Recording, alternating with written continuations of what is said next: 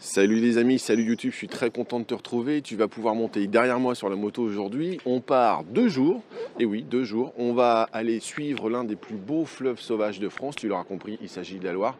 Et on va s'arrêter au gré des plus beaux châteaux qu'on puisse trouver en France, notamment celui-ci. Nous sommes à Nantes, au niveau du château des Ducs de Bretagne. Et oui, ok, c'est vrai, Nantes, ça ne fait pas partie de la Bretagne aujourd'hui, mais à l'époque, ça en faisait partie. Et il y en a même beaucoup encore aujourd'hui qui sont partisans pour la réunification de Nantes à la Bretagne. C'est une grande histoire d'amour. On avait dit pas de politique. Allez, générique.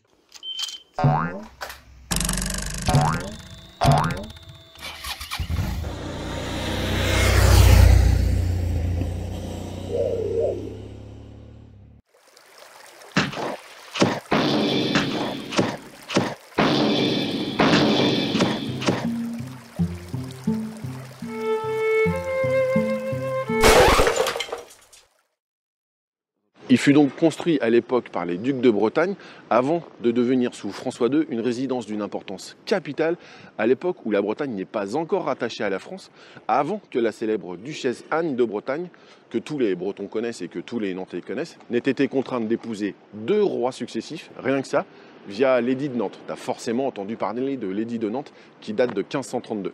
Globalement, tous les rois de France qui visitent la Bretagne passeront par ici. Le temps passant, la forteresse qui est derrière moi deviendra une prison et puis même une caserne militaire sous l'Ancien Régime, comme pas mal d'autres châteaux finalement. Le château ne subira aucun dégât pendant la Révolution, même pas un carreau cassé. Par contre, en 1800, la majorité du bâtiment est soufflée par l'explosion des réserves de poudre qu'il y avait juste à côté. Ce n'est que plus d'un siècle plus tard que l'on décide de retaper petit à petit ce château. L'essentiel de la rénovation datant de 1990 à 2007 environ, date à laquelle il devient le musée de l'histoire de Nantes. Voilà. Bon, faut quand même avouer que pour le premier château qu'on visite, il a plutôt de la gueule, non? C'est vrai qu'il est plutôt pas mal. Allez en selle, chevalier. Allez, c'est parti. On va commencer du coup par faire le tour de ce château.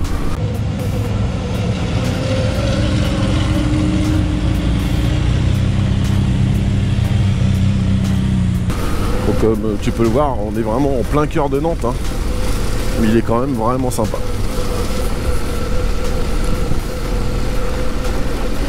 On voit très bien à la couleur des pierres et le style, les différentes époques pendant lesquelles il a été construit. Tu vois, des pierres qui sont plus blanches que les autres.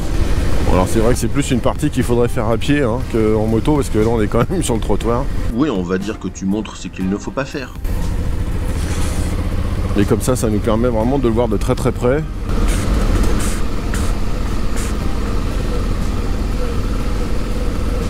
Il est beau, hein, il est vraiment beau. C'est marrant cette différence vraiment de couleur de pierre et de style de construction entre la partie la plus basse, on va dire, et puis l'intérieur et le reste. Voilà, on voit bien que c'est vraiment un château défensif à la base, hein, on voit les meurtrières, etc.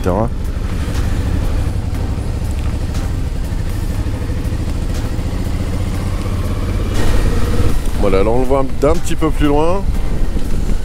C'est vraiment là qu'on se rend compte de la taille qu'il fait quand même.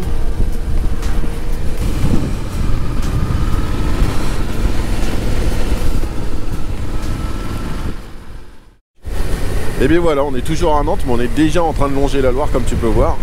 La Loire passe au milieu en fait de Nantes.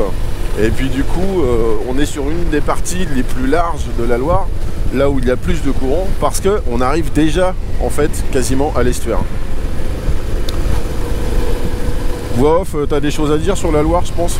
J'ai toujours des choses à dire. Par exemple, la Loire est le plus long fleuve de France hors dom-tom, avec 1006 km de long. Elle traverse 5 régions et 12 départements, et tient un rôle économique très important. Ouais. Elle prend sa source au sud-est du Massif central, à 1404 mètres d'altitude, et se jette donc juste après Nantes, au niveau de Saint-Nazaire. Son cours est particulier puisqu'il remonte d'abord du sud au nord, avant de mettre cap à l'ouest. Ouais, donc la Loire a d'une importance capitale pour Nantes.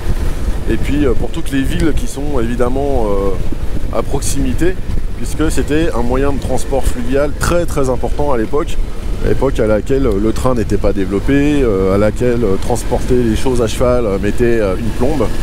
Là au moins par bateau c'était quand même beaucoup plus rapide. Absolument, c'était l'équivalent de l'autoroute de l'époque. Bon alors tu t'en doutes, il y a énormément de châteaux le long de la Loire, je sais même pas combien il y en a, voix off, tu sais combien il y en a toi? Entre 1000 et 3000, mais personne ne sait. Ah ouais, donc tu vois, c'est impossible de tous les voir, même si on part 2 jours. Donc pour 2 jours, j'en ai sélectionné une vingtaine, qui sont tous différents les uns des autres, et qui ont tous un petit cachet, un petit truc qui les caractérise, ce qui les rend uniques, même si des fois tu as un château tous les 500 mètres, quoi, tu vois. Donc là, nous quittons Nantes, on va déjà passer sur la Loire, et puis... et ben c'est parti pour 2 jours. Ben ouais.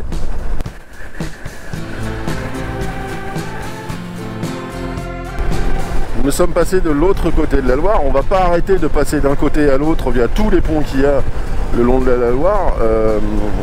Tu verras que les ponts ont aussi pas mal de charme. On en avait déjà passé 1 ou 2 quand on avait fait la Mayenne et la Loire il y a un peu plus d'1 an. Boire courant, bah, si ça c'est pas en lien avec les éventuelles crues de la Loire. La Loire est donc un fleuve sauvage, c'est même l'un des derniers fleuves sauvages de France. C'est-à-dire qu'il n'y a ni écluse ni barrage pour contenir ou augmenter le débit de l'eau. Tout est entièrement naturel, même le fond. Voilà, tu vois, je te parlais des ponts, et ben voilà l'un d'entre eux. Alors celui-là on va pas le prendre, mais tu vois c'est un pont quand même donc avec une architecture métallique. Avec une partie différente au fond là-bas à gauche des 4 autres éléments. Il s'agit du pont de Thoiray construit en 1882. En fait c'est un double pont en treillis qui mesure 400 mètres de long puisqu'il traverse 2 bras de la Loire.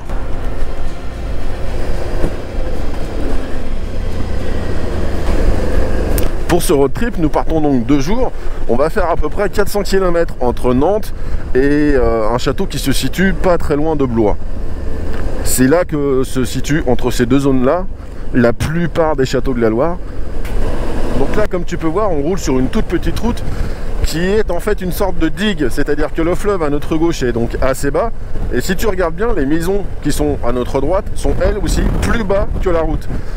J'imagine que c'est parce qu'à l'époque, avant que cette digue soit construite, l'eau devait prendre beaucoup plus d'ampleur dans les grandes crues, devait largement empiéter sur les terrains et certaines maisons, et donc ils ont décidé de construire cette digue là. Il y en a aussi une de l'autre côté sur l'autre rive, pour vraiment contenir un petit peu le fleuve quand même, et faire en sorte que les maisons soient protégées. Comme tu peux voir, les rez-de-chaussée des maisons sont quasiment 1 mètre sous le niveau de la route. Pour les maisons les plus anciennes, évidemment, les maisons plus récentes comme celle-ci ont été montées, construites après la digue. Voix off, tu peux me dire de quand date la digue? Ah, on voit là une question qu'elle est bonne. Attends, je cherche. Ah bah ouais, je te pose des cols. T'es là pour ça? Les premières datent du XIIe siècle. On les appelait des turcis, avant de dire aujourd'hui levées ou digues. C'est essentiellement Colbert qui en construira la majorité entre le XVIIe et XVIIIe siècle. Cela dit, les crues de 1846, 1856 et 1866, soit tous les 10 ans, passèrent toutes les 3 au-dessus.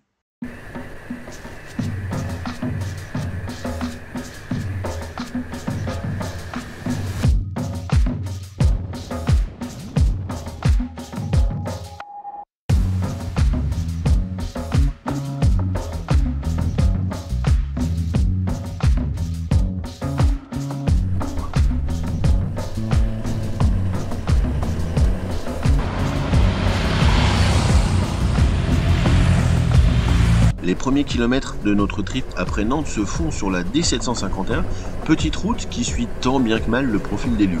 Elle monte et descend, tourne sans cesse, telle une route de montagne. On pourrait s'attendre à une route rectiligne et plate, et pour notre plus grand plaisir, il n'en est rien.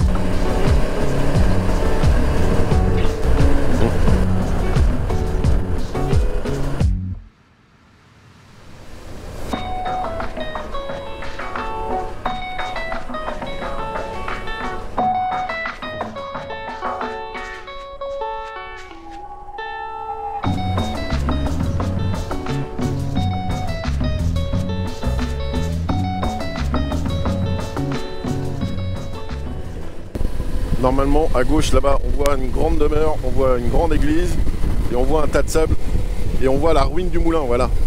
Attends, on va prendre un peu de hauteur.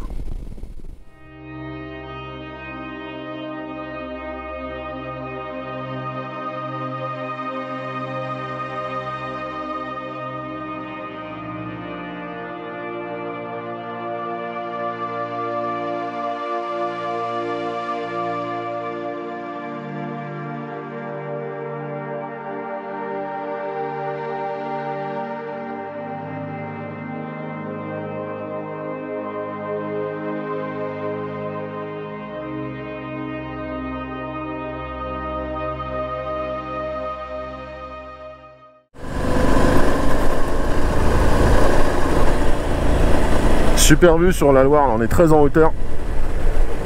Et on voit du coup déjà des bancs de sable en fait. Hein. Tu vois, il y a presque donc comme une île au milieu. Et toute la partie droite du fleuve, donc de l'autre côté de nous, hein, dans le sens de courant. Il n'y a plus d'eau à ce niveau-là déjà. Et donc c'est le banc de sable qui est apparu.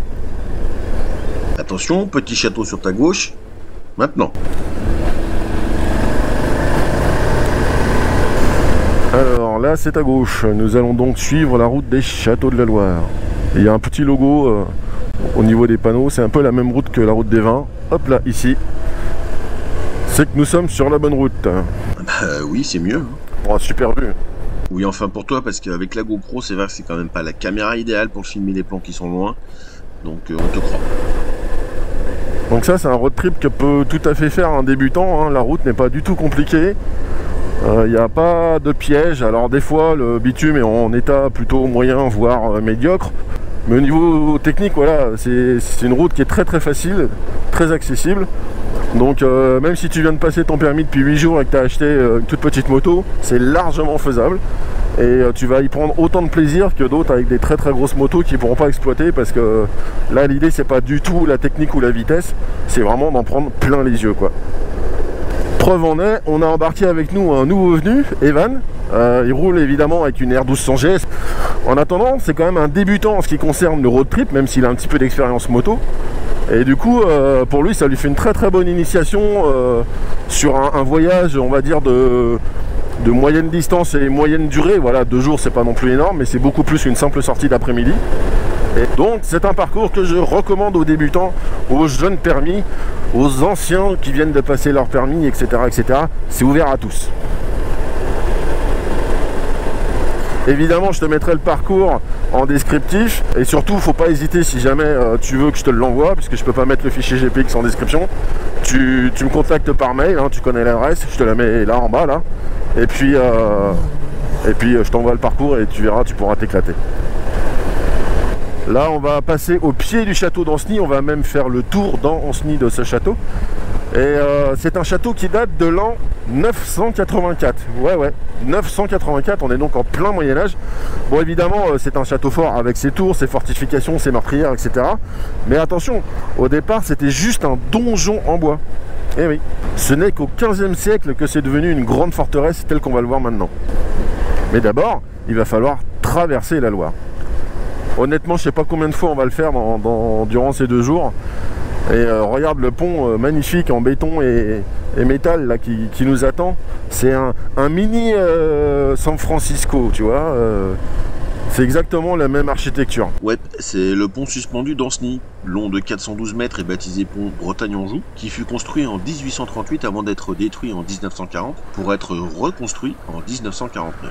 Ancenis est vraiment un très très joli village, hein. C'est tout petit, donc ça a conservé un peu son aspect d'époque. Tu vois, tout est en pierre, vraiment.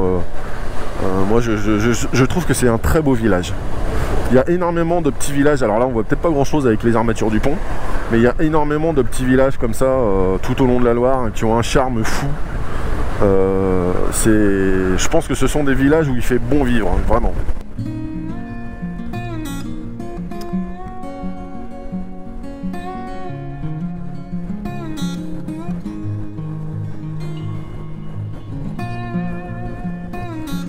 Donc là, le château est sur la partie droite. Nous, on va avancer un petit peu plus loin et on va faire le tour pour repartir par là-bas.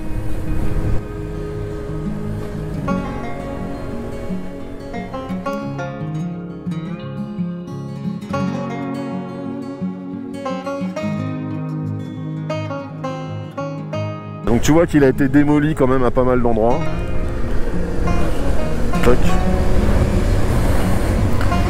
Petite ruelle qui nous amène sur le marché couvert, qui ressemble en fait presque à une ancienne église ou une ancienne gare. On dirait un peu une ancienne gare SNCF.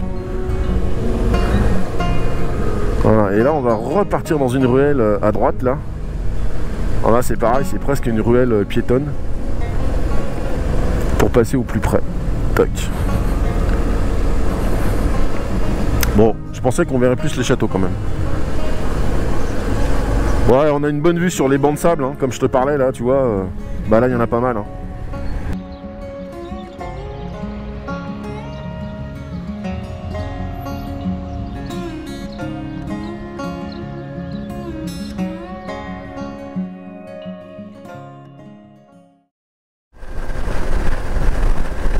Alors nous approchons de notre deuxième château. On va faire tout le tour, c'est le château du Plessis-du-Ver. Ver, V-A-I-R. Pas V-E-2-R-E, ni V-E-R-T, ni V-E-R-S. Donc là aussi, hein, c'est un château qui ne ressemblait pas du tout à ce qui ressemble maintenant. On le voit d'ici là. Puisqu'à la base, c'était quand même une forteresse médiévale. Hein.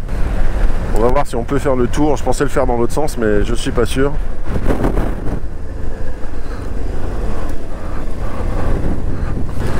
Donc là on est devant les murs en fait du château. Et on voit le château juste là. Avec cette magnifique entrée. Là vraiment c'est super quoi. Mais t'es pas chez des gens là? Toc toc, ouais on va voir. Écoute, si personne ne vient nous voir, on va y aller doucement, on va pas non plus forcer quoi. Là, toc. Je savais bien qu'on ferait encore du off-road. Oh regarde, waouh, super. Ouais, ça en valait le coup, j'avoue. Hein, comme tu connais ma passion pour le roi Arthur, je pourrais t'en parler pendant des heures. Quel rapport? Mais regarde ça comment c'est beau quoi. Il est magnifique, avec une super allée. Il est en excellent état. Donc dans le roman de Perceval ou le Comte du Graal, qui est donc écrit par Chrétien de Troyes, en fait le château aurait servi de réceptacle au Saint Graal. Tu sais, la coupe avec le sang de Jésus qui donne l'immortalité, etc. Et ben, légendairement parlant, il aurait été là. Ok, je comprends mieux la référence au roi Arthur. Allez go. Alors il ressemble aussi un petit peu, au château de Moulinsart dans Tintin, mais c'est pas celui-là, on le verra plus tard. Un petit peu. Allez go. Allez, on ne dérange personne, on s'en va vite fait, sans faire trop de bruit. On dit au revoir à cette magnifique porte. C'est juste un tas de pierres en arrondi, mais je trouve que ça a beaucoup de charme. Et on va pouvoir repartir. Je continuerai à mener mon groupe, notamment sur la D752, empruntant le pont de Varade, autre pont suspendu, construit en 1954 et long de 309 mètres.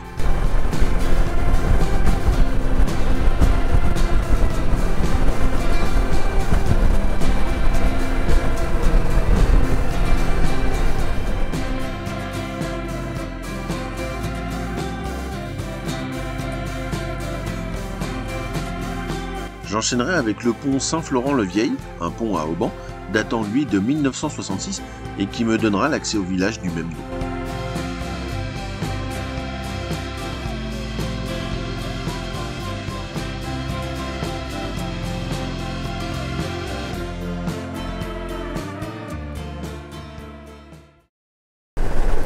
Le prochain château que nous allons voir, c'est le château de Champossé-sur-Loire, si je ne dis pas de bêtises, c'est ça. Alors tu verras, celui-là il ressemble pas aux autres parce que il en reste presque rien.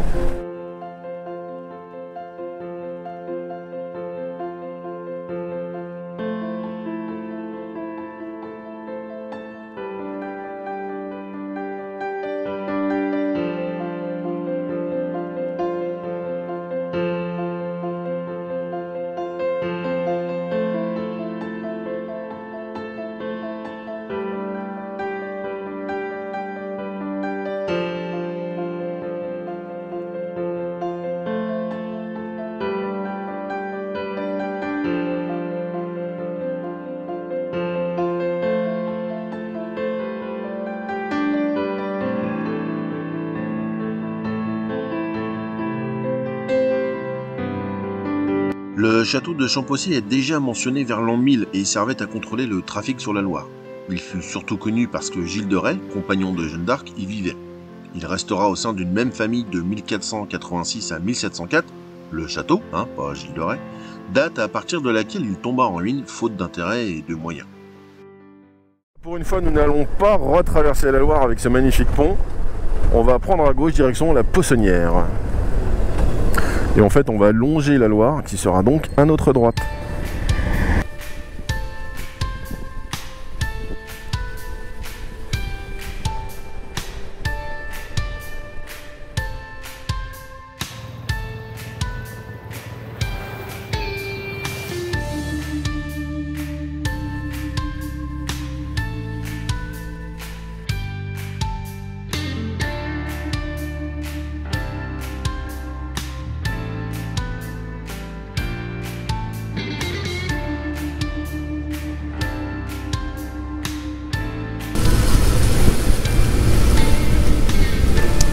J'adore passer dans ces petites ruelles.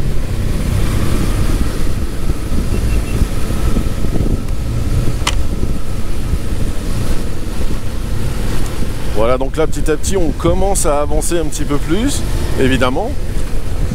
Prochaine grosse étape, prochain gros château, Angers.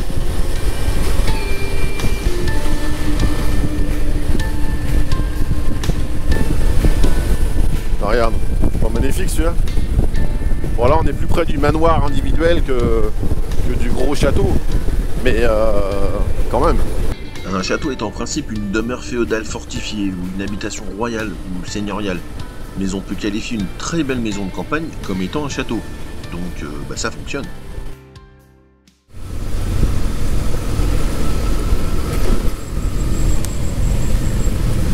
C'est très mignon par ici.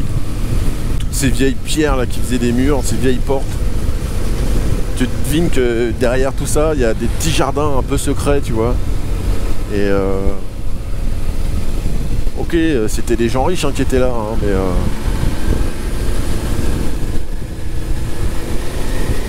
ça a beaucoup de charme. Est-ce qu'en se levant, on voit plus de choses? Ah ouais, il y a un donjon derrière, mais bon, je sais pas si on l'aura à la caméra. Ah non, je te confirme qu'on l'a pas, non.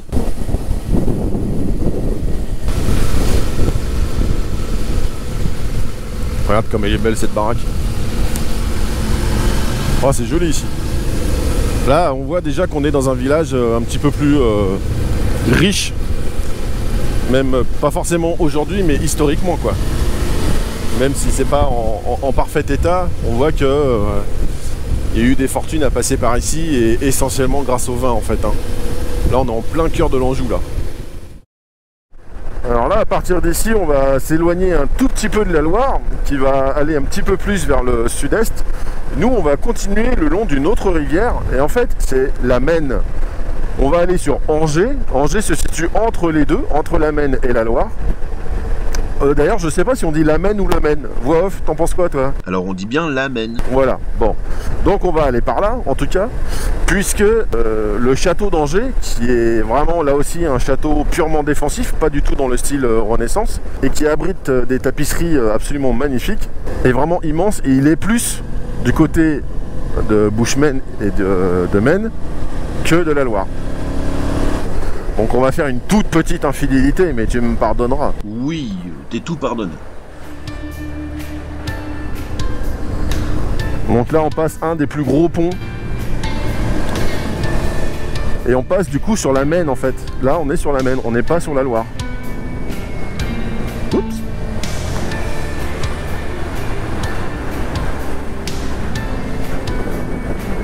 Il y a le pont de la SNCF là-bas en pierre qui est absolument magnifique aussi avec ses voûtes. Bon évidemment il faut aimer les ponts comme moi.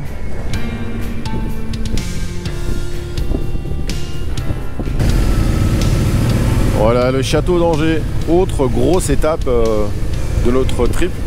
On va s'arrêter quelques minutes. Et la voix off va te raconter plein de belles choses sur ce château.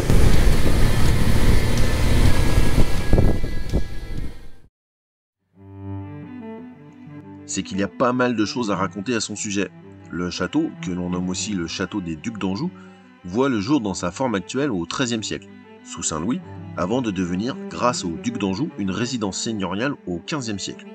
Il est édifié sur un promontoire en schiste, matière qui servira aussi à sa construction, d'où cette couleur sombre, à 47 mètres d'altitude, point le plus haut de la ville à l'époque. L'endroit était déjà d'ailleurs fortifié au temps des Romains. Au XVIe siècle, il résistera aux vœux de destruction d'Henri III sous fond de guerre religieuse. Je te passe rapidement les 850 ans d'histoire très riche de ce château, sinon on est encore là demain, pour simplement évoquer que, comme le château de Nantes, celui d'Angers deviendra par la suite une prison, une garnison militaire et également un dépôt de munitions pendant la Seconde Guerre mondiale. Il est aujourd'hui l'un des sites les plus visités de Maine-et-Loire, grâce notamment à la tenture de l'Apocalypse, qui est une tapisserie représentant la fin du monde réalisée par Jean au XIVe siècle. Note que c'est la plus grande tapisserie médiévale du monde. Et franchement, je te recommande la visite, tu ne seras pas déçu. J'avoue qu'il est l'un de mes préférés, car il a à la fois un aspect militaire très brut à l'extérieur, et en même temps un côté plus résidence secondaire, avec ses intérieurs très clairs et reposants.